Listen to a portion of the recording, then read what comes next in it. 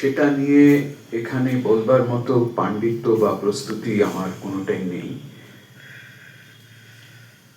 যেটা বলার কথা আমার দিক থেকে সেটা হচ্ছে যে আমি আনন্দমোহন কলেজে 1985 সালে যোগদান করি।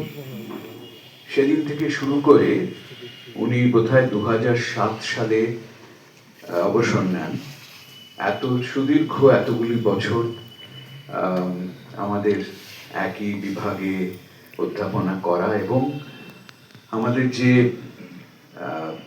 স্টাফ রুম, সেখানে আমরা পাশাপাশি দুটি চেয়ারে বসতাম। স্বভাবতই প্রায় রোজ, সপ্তাহে প্রায় 5 দিন দেখা হতো এবং বুঝতেই পারেন এত সুদীর্ঘ সময় দেখা হলে অনেক ধরনের কথা আমাদের সঙ্গে তিনি আলোচনা করতেন, যেটা আমার খুব অদ্ভুত লাগতো যে আমি ওর থেকে বয়সে প্রায় এক যুগের ছোট, তা সত্ত্বেও আমার মতো অর্বাচীনের সঙ্গে তিনি প্রায় সমকক্ষের মতো বিভিন্ন বিষয় নিয়ে আলোচনা করতেন। যেসব পাণ্ডিত্যপূর্ণ প্রবন্ধগুলি আপনারা পড়েন ওর লেখা, সেগুলি প্রায় অনেকাংশই আমার পাশে বসে রচিত হয়েছিল। এইটা একটা খুব বড় ব্যাপার। এবং উনি যেটা ওনার অভ্যেস ছিল যে ওনার লেখার ফার্স্ট যে ড্রাফটটা, প্রথম যে পার্টটা, সেটা উনি আমার সাথে প্রায় শেয়ার করতেন। শেষের দিকে অনলাইন এবং প্রথম দিকে একেবারে হাতে লেখা শেয়ার করে তার মধ্যে যেগুলো সাহিত্য সম্পর্কিত আলোচনা, সেগুলো খানিকটা বুঝতাম। আর যেগুলো আপনারা তো জানেন উনি অনেক বিষয় নিয়ে আলোচনা করেছেন, সেই সব জিনিস আমার পক্ষে বোঝা তখন সেই বয়সে সম্ভব ছিল না। কিন্তু তা সত্ত্বেও আমি যদি কিছু জানতে চাইতাম, উনি কিন্তু খুব ধৈর্যের সাথে খুব সহজ ভাষায় আমাকে সেটা বুঝিয়ে দিতে পারতেন। সেই পাণ্ডিত্যটা তার ছিল যে খুব সহজ ভাষায় ওর বিভিন্ন কথা উনি খুব সহজে বলতে পারতেন। একবার মনে আছে, আমি দেখছি উনি কতগুলো কি বলবো ডায়াগ্রাম নিয়ে বসে আছেন এবং মেলাচ্ছেন দুটো তিনটে ডায়াগ্রাম একসাথে। আমার খুবই কৌতূহল হলো যে উনি যে বিষয়গুলি নিয়ে লেখেন তার মধ্যে এই ডায়াগ্রামের সম্পর্কটা কোথায়। তো আমি জিজ্ঞেস না করে থাকতে পারলাম। উনি বললেন এগুলো হচ্ছে বৈদিক যুগের যে যজ্ঞ হতো, সেই যজ্ঞের যেটার উপরে যজ্ঞটা হয় সেইটা তৈরি নানা রকম ছক। তাতে আমি আরোই আশ্চর্য হলাম যে ওর সাথে বৈদিক যুগের যজ্ঞের কি সম্পর্ক থাকতে পারে। তো উনি আসলে সেটা জিওমেট্রিক যে শেপসগুলো, সেগুলো নিয়ে উনি আলোচনা করেছিলেন। আপনারা হয়তো অনেকে সেই প্রবন্ধ পড়েওছেন। এই আমার পাশেই বসে উনি কিন্তু এই ধরনের আলোচনা লিখে যাচ্ছেন, করছেন। আর আরেকটা অদ্ভুত গুণ ছিল যে আমাদের ওই স্টাফ রুমের একটা অদ্ভুত কোলাহলের মধ্যে উনি একটা অসম্ভব মনোযোগ সহকারে এইসব লিখে যেতে পারতেন, যেটা আমি ভাবতেই পারতাম না যে কিভাবে উনি মনঃসংযোগ করছেন। এইটা ওর একটা অদ্ভুত গুণ ছিল। যাই হোক, আমার ব্যক্তিগত স্মৃতিচারণটা আজকে মুখ্য নয়, সেটার পরিসরও এটা নয়।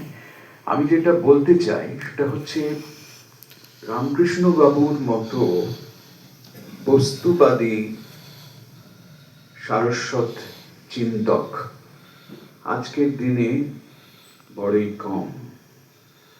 তিনি যে সব প্রবন্ধ লিখে গেছেন সেগুলো যদি আমরা সাধারণ মানুষের মধ্যে পৌঁছে দিতে পারি, সেগুলো নিয়ে যদি চর্চা হয়, তাহলেই আজকের এই বক্তৃতা এবং এই বক্তৃতা মালা সফল আমি মনে করব।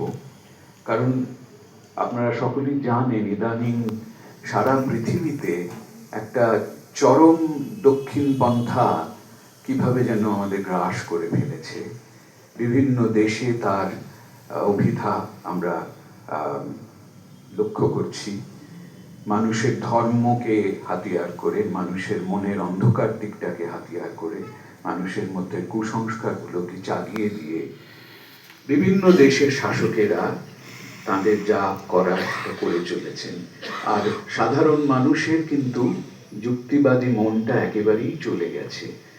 যুক্তিবাদ আস্তে আস্তে আমাদের প্রতিদিনকার জীবন থেকে একেবারেই সরে যাচ্ছে।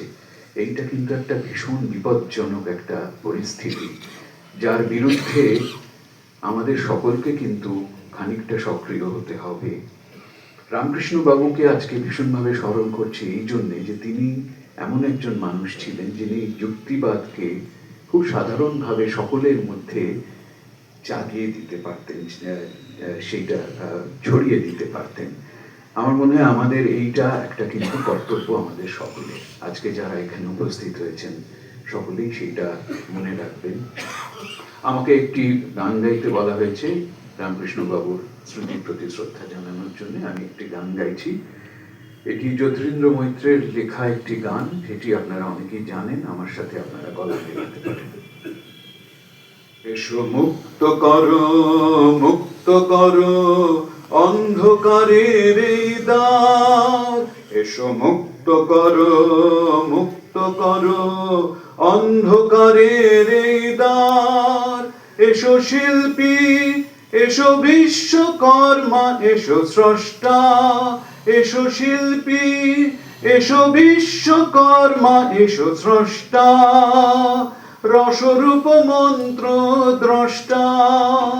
ছিন্ন করো, ছিন্ন করো বন্ধনের অন্ধকার। এসো মুক্ত করো, মুক্ত করো অন্ধকারের এই দ্বার। এসো মুক্ত করো, মুক্ত করো অন্ধকারের এই দ্বার।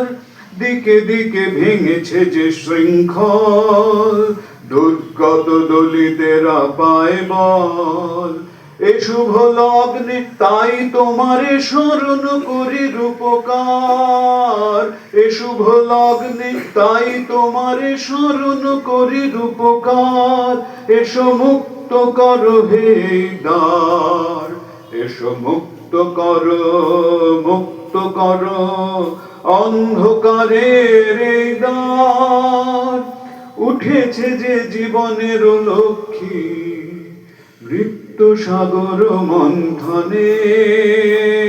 উঠেছে যে জীবনের লক্ষ্মী মৃত্যু সাগর মন্থনে। নূতন পৃথিবী চায় শিল্পীর বরাভয়, নব সৃষ্টির শুভক্ষণে। এসো সমিতির সামনে ঐক্যে, এসো জনতার মুখরিত সখ্যে। এসো সমিতির সামনে ঐক্যে, এসো জনতার মুখরিত সখ্যে। এসো দুঃখ তিমির ভেদি দুর্দম ধ্বংসের নিষ্ঠুর ভয় করি চূর্ণ। এসো প্রাণের ভবন করো পূর্ণ। এসো মুক্ত করো, মুক্ত করো অন্ধকারের এই দ্বার। এসো মুক্ত করো, মুক্ত করো অন্ধকারের এই দ্বার।